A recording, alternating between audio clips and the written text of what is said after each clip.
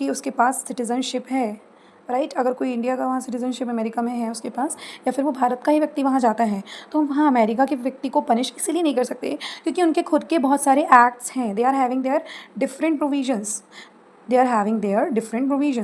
तो वो अपने प्रोविजंस के अकॉर्डिंग ही उसको पनिश करेगा। मानती हूँ बहुत दुख की बात है ना कि वही व्यक्ति, अगर हमारा इंडिया का व्यक्ति अगर बाहर अमेरिका में जाके किसी का मर्डर कर रहा है, so what we are doing, हम क्या कर रहे हैं, BNS लगा रहे हैं, उसको ग्वालियर में ही पकड़ रहे हैं, of course.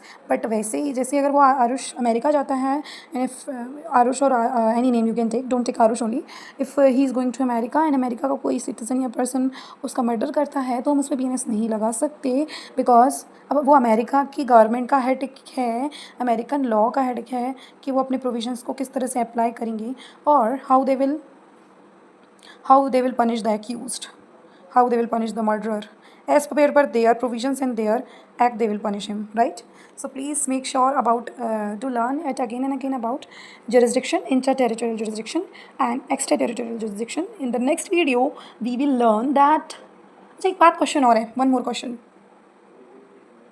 Question is inland waters India की प्रॉपर्टी है, ओके है, येस।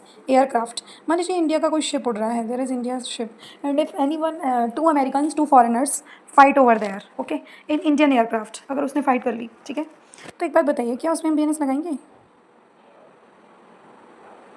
ऑफ कोर्स लगाएंगे, क्योंकि जो एयरक्राफ्ट है, एयर स्पेस है इंडिया का, वो भी इंडिया की ही प्रॉपर्टी है। So if anyone harm the property of India, so उस पर भारतीय न्याय संहिता के प्रोविजंस लगाए जाएंगे, उन दोनों पे लगाए जाएंगे, if they are fighting, right, because वो भारत की टेरिटरी के अंदर फाइट कर रहे हैं, that's why. So for more information and more knowledge, please continuously watch these videos and stay tune, not stay tune, stay healthy, stay active and stay curious for the law knowledge. It's very interesting.